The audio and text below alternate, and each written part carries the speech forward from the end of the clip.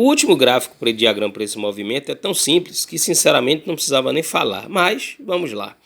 A aceleração no movimento uniforme ela não existe.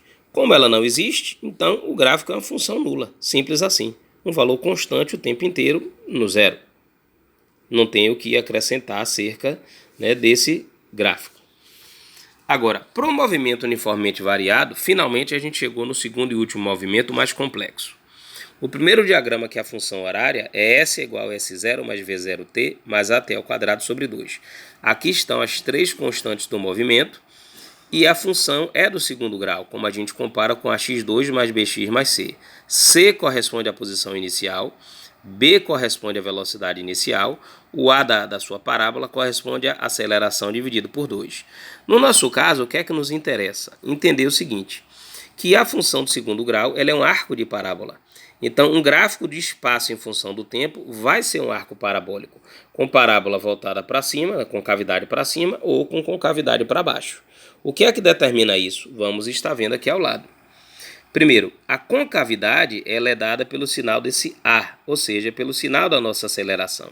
Conclusão, aceleração positiva, concavidade para cima, aceleração negativa, concavidade para baixo. Nesse gráfico, concavidade é para cima, você já sabe que a aceleração é positiva. Concavidade é para baixo, você já sabe que a aceleração é negativa. Segunda observação. As tangentes em cada ponto da curva representam as velocidades nesses respectivos instantes. Você diz, como assim? Quando você tem um movimento que o gráfico é uma curva, você marca diversos pontos, as tangentes têm inclinações diferentes. Nesse primeiro exemplo, as inclinações do ponto 1 ao 3 elas vão crescendo. Aqui tem uma inclinação, em 2 ela é maior, em 3 ela é maior, ou seja, a velocidade vai crescendo de 1 a 3. Isso é movimento tipicamente acelerado. Já em 2, pela curvatura característica que está desenhada, a inclinação da tangente a cada ponto vai diminuindo, vai ficando com angulação cada vez mais baixa, cada vez menor. A velocidade está diminuindo. Isso é característica de movimentos retardados.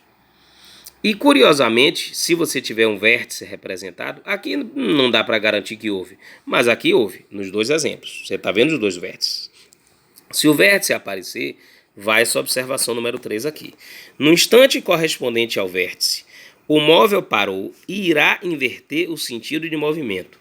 Exemplo de uma pedra que você atira ao alto, atinge a altura máxima e retorna. Isso é porque a aceleração do movimento é a gravidade, e ela é uma aceleração constante, é um MUV. Então, quando você lança a pedra, a aceleração está contra o movimento. Ele vai freando, parou.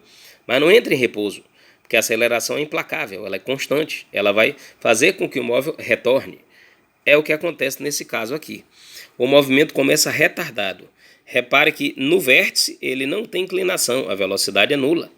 No vértice não tem inclinação, velocidade é nula. Agora aqui, antes do vértice, você tem uma curva decrescente. As inclinações das tangentes são decrescentes. Depois do vértice, ele dá uma guinada, passa a ser crescente. Então aqui, reta decrescente, V negativo. Reta crescente, V positivo. Houve uma mudança clara no sinal da velocidade. Isso é inversão no sentido do movimento. O vértice é um instante que determina essa inversão. Idem na figura de baixo, só com um sinal contrário. Ele começou progressivo, velocidade positiva, aqui ele para e imediatamente se torna retrógrado, velocidade negativa. Ele vai e volta. E a quarta observação desse gráfico é que quando a curva cortar o eixo X, o eixo dos tempos, na matemática você teria ali as raízes da equação. Mas na cinemática isso representa os instantes em que o móvel passa pela origem dos espaços. Você diz, como assim? Quando você pega uma função dessa e faz S igual a zero, isso vira uma equação de segundo grau. Você pode ter nenhuma, uma ou duas raízes reais. Aqui nesse caso, você tem duas raízes reais e positivas. São os instantes em que o móvel passou pela origem. Por exemplo, imagine que aqui a posição inicial foi 10 metros. Ele pode ter passado pelo 10, pelo 9, pelo 8, pelo 7, etc. Passou pelo 0, parou, por exemplo, no menos 3 e inverteu.